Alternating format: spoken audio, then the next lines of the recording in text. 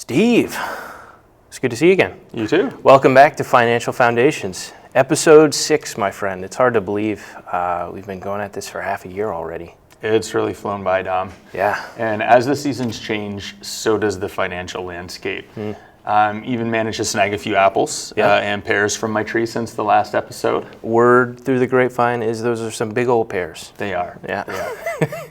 You're ahead of me there. No trees on our property, but Michaela and I are planning to head out to our annual apple picking trip in October. It's become a Vermont tradition now that I've rescued her from New Hampshire. Honestly, it feels like the unofficial start of heating season. Takes me back to my football days in high school too. Yeah, that heating comment's a perfect segue. Segue, there's a word.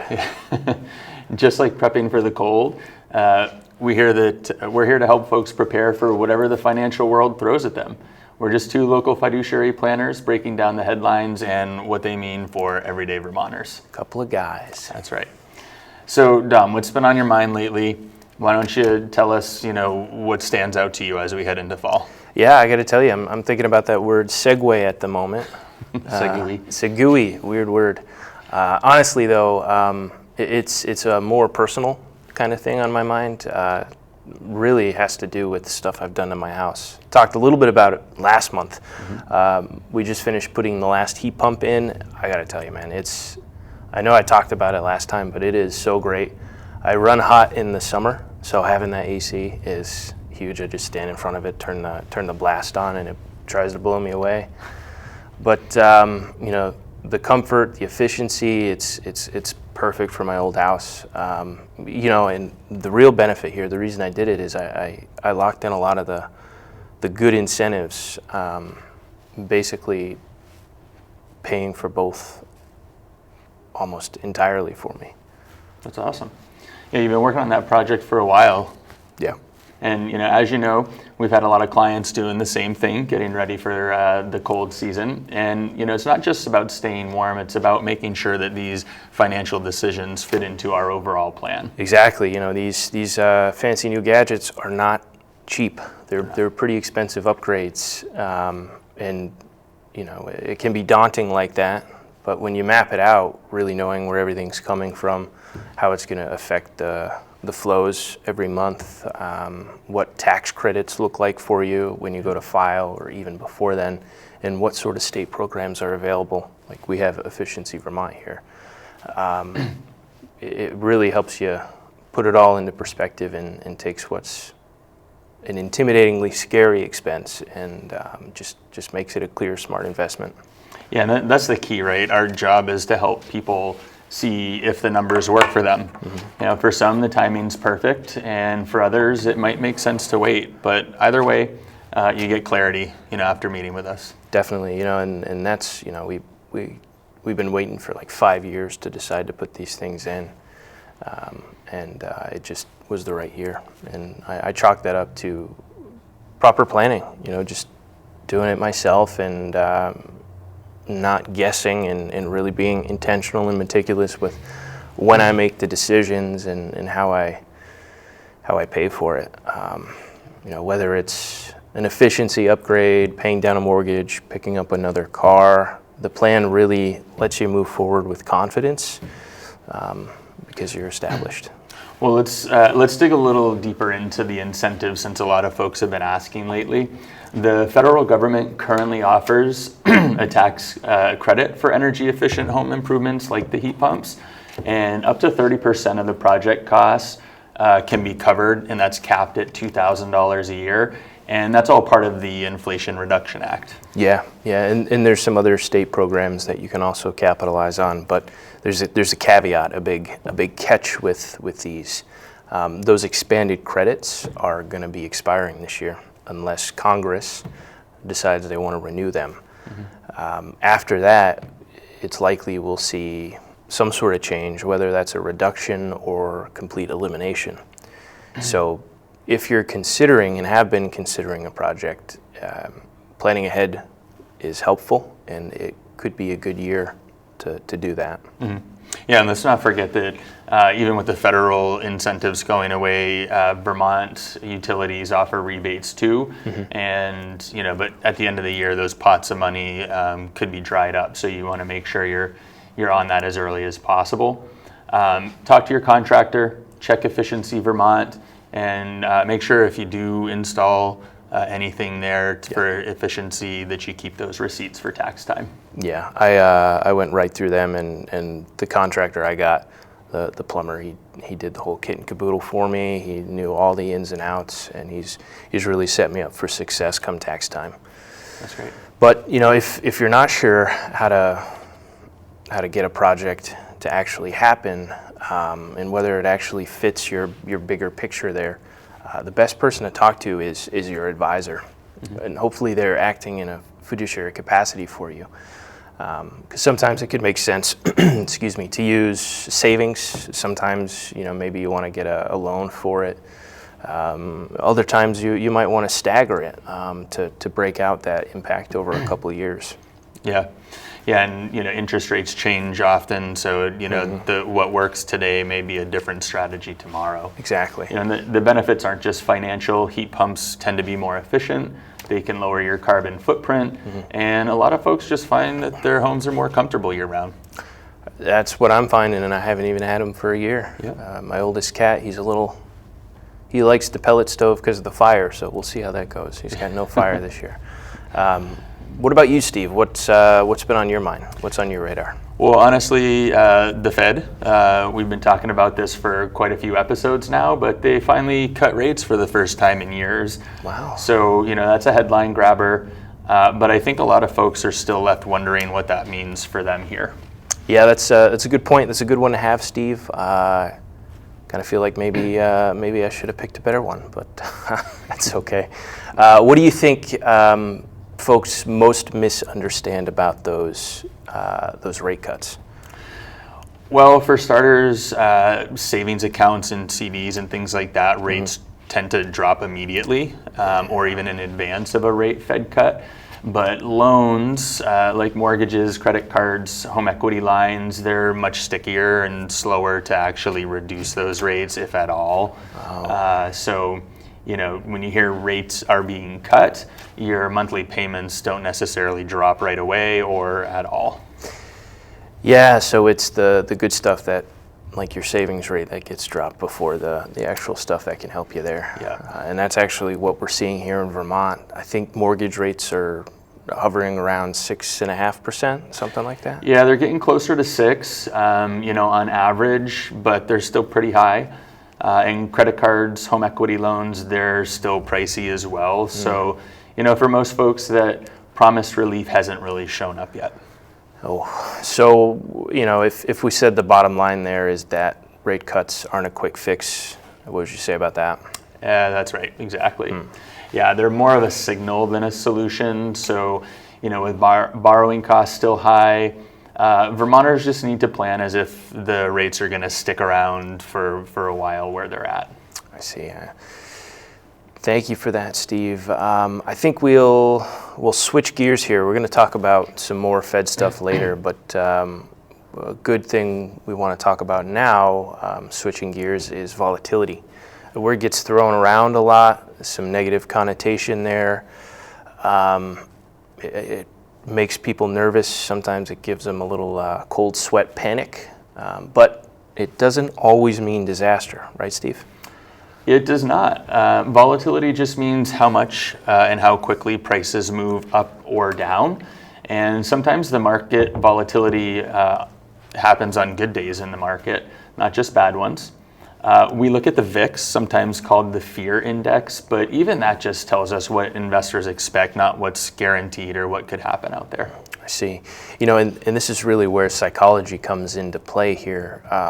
People feel losses about twice as strongly as gains. This is why you tend to remember a negative experience at a restaurant or some other place over a positive experience.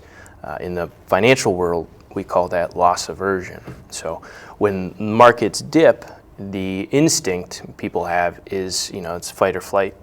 There's nothing they can fight, so they want to fly, which is selling. which often means locking in those losses before they've had a chance to level out and rebound. Yeah, and it's kind of like the herd mentality. When everyone else is buying or selling, it's hard not to follow the crowd. But as we know, history has shown that following the crowd isn't always the best way to go. Yeah, that herd mentality can really perpetuate a drop or perpetuate a spike. Sure. This is why having a plan matters, right? It's your guardrail, it's that protection, it's your plan. It tells you what to do in specific situations. You wouldn't set out to sea on a sailboat without some sort of charter plan. You're not going to wing it. Maybe you could, but it would be dangerous. Sure. And it's not just reacting to headlines or swings in the markets. Absolutely, Dom. Yeah, and let's give some simple tips. So, stick to your allocation. Keep a cash buffer. Emergency funds are always our friend. Check your balances less often, and lean on a fiduciary for perspective. This all helps our clients stay grounded. Yeah, that fiduciary element is really important. You want to make sure that they're a true fiduciary, because then you can be confident that they are acting in your best interest, and not just doing the old switcheroo. Sure. This volatility is especially important for people not just in Vermont, but retirees specifically, because volatility is not just some numbers that you see on a screen or a line. It affects their income because they're pulling from those portfolios. So it's whether they can pay for their heating oil this winter or groceries this month. A good plan is really going to make sure that those basics are covered and that there are contingency plans set in place when things start to decline, so that you're safe no matter what the market does. Or if there's some funds available for that heat pump project. Yeah, that heat pump project. All right, Dom, let's switch it over to open enrollment in healthcare planning, since we're in October. Open enrollment for health insurance and Medicare is very easy to overlook, but that can have a huge impact on your finances, right? Definitely. Insurance is a big expense, one of the biggest for Americans. Most employer health plans, Vermont Health Connect, Medicare Advantage plans, they all have windows, generally in the fall, where you can go and enroll in that plan without some sort of event. Medicare is October 15th through December 7th. And Vermont Health Connect, which is how you would get insurance if your work doesn't pay for it or you're self-employed, that's usually November through January. Yeah, this is the one time of year you can review your coverage, compare options, and make changes without a qualifying event. And premiums, deductibles, and out-of-pocket costs can all change year to year. Yeah, it's a good thing to review every year. Yeah. This is the time to do it. This is the perfect time because you can actually make changes. Something that people often overlook when they look at insurance is prescription coverage. A lot more of us are using medications to stay well and alive longer. And we see a lot of folks who stick with the same plan over the years because they're used to it, but the costs of their prescriptions might change and the coverage might remain the same. So it's always worth checking if those medications are still covered, if you'll end up having to swap, or if maybe there's a lower cost option or a source you can pick that up from. Yeah, and for families, this is a great time to review your health savings account or your flexible spending accounts as well. Those accounts let you set aside money pre-tax for medical expenses, but just remember that flexible spending accounts are typically use it or lose it by the year end. Yep, whereas HSA accounts can be used for retirement once you reach a certain age. Sure. So those are good to use through work. Another added layer of savings there.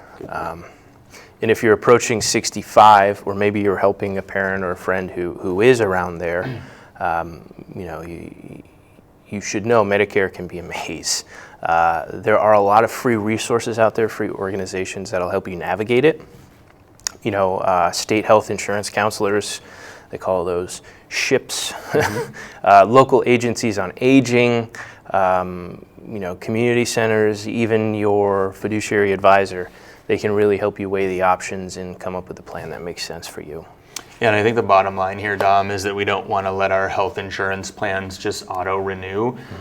Take a little time this fall to review your options, check for changes, and make sure your plan still fits your needs and especially your budget.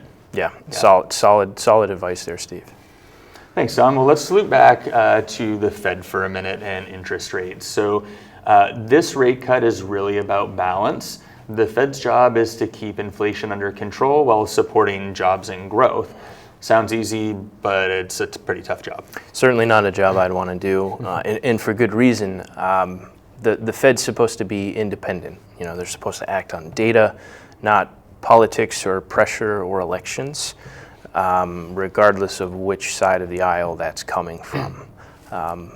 That's why they're always moving cautiously, because they're concerned with not the short term, but the long-term impact it's going to have on not just the economy, but us as citizens of the country. Right, and interest rates are the Fed's main tool. So they rise interest rates to cool things off, they cut them to stimulate growth, and they can also buy or sell bonds or simply just signal what they might do next, and sometimes just a hint is enough to move markets. Definitely. It's that psychological reaction usually that you'll see there. But every one of those moves has a trade-off, right? If they cut it too quickly, inflation might tick back up. If they wait too long, it could choke off all the growth in the economy. It's a really, really tough and thin line to walk. Definitely not something I would want to have on my shoulders. Yeah, and I know they're trying to avoid that worst case scenario, which is stagflation. And we've talked about this in previous episodes, but that's when high inflation and low growth is what we're experiencing, and why the Fed has kept the rates higher for longer. They're trying to cool those prices without kind of stopping the economy. Yeah, stagflation is when you see $10 eggs stay $10 eggs for the better part of a year or longer. So when they finally cut their rates, this time around, it was a small, careful step. I think it was about 1/4%. They're not trying to swing for the fences here and hit a home run. They're just chipping away, playing the long game, not the short game. So instead of easing off the brakes, they're easing off the brakes instead of slamming on the gas, I should say. Right, yeah, and for us in Vermont, this isn't just a theory. If you're financing a tractor, you need to buy a car or a home. Again, those borrowing costs are still high. And if you're retired, you're going to feel that both ways. Higher prices, but also those lower yields on savings and investments if rates fall too fast. That old adage, between a rock and a hard place. Yes. So let's shift over to community and events, Dom, because we're always out there. Love that. Doing stuff. So September was no different. It was a busy month. We had a great turnout at our Investing Basics workshop in Bennington. And we had a great annuities seminar right here in Rutland. Yeah, that one was a blast. A lot of good conversations there. It just reminds me why I do what we do and my passion for educating. But we're not slowing down. Just like we say every month, October is cram jam full. That's from the Great British Bake Off there. Of plenty of events. On the 8th, Cassie and I, the newest addition to our team, we're going to be heading over to the Bennington Community Center. We're going to be putting on a seminar for women and investing. This is part of Cassie's series. Later in the month, she's got another one over at the Warren Public Library. I think that one was October 28th. Yep. Again, these are all open conversations, open to the public. They're at no cost. We just want to get out there and provide that education that's not stuck behind a paywall. For sure. Yeah, and then on October 21st, we're back here in Rutland at the Godnick Center for the Psychology of Retirement. And this focuses more on the transition to retirement. So it's a lot more than, just the financial piece of it. It focuses more on lifestyle, purpose, and, changing routines. It's going to be a fun one. Definitely one to not miss. Might be a little biased, but that's how I feel. I really like it's kind of the science behind why people feel how they do when it comes to their investments. On the 22nd of October, we're going to be teaming up with a local estate planning attorney. We're going to be doing that right in Rutland at the Hubco Works, and it's going to be putting on, you guessed it, an estate planning basics seminar. Pretty big event for us. We're going to be covering, all the essentials of an estate plan. What kind of documents should you have? What makes sense to set up for your situation? And we'll also, having an attorney there with us, be able to actually answer those legal and financial questions in plain English that anybody can understand. And I always feel like the estate planning topic generates a lot of Q&A at the end. A lot of questions, a lot of engagement.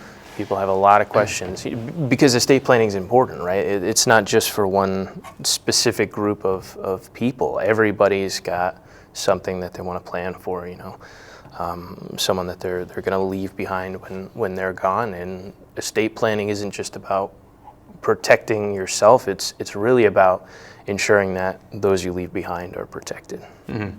Yeah, and that comment along, it's not just for the wealthy. I mean, we all have an expiration date at some point, and estate planning is planning for that. So, well, as always, our goal isn't to predict the future or chase every headline. It's really just to help you out there in Vermont to see the bigger picture, and make those financial decisions with confidence. So, if you've got any questions, feel free to send those to us through PEG TV. We'd love to hear from you.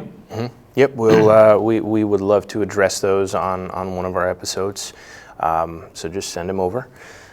But thank you all for joining us on our 6th episode of Financial Foundations. Until next time, take care of yourselves, take care of your neighbors. I'm Dom Stillwell. And I'm Steve Morneau. We'll see you next time on Financial Foundations.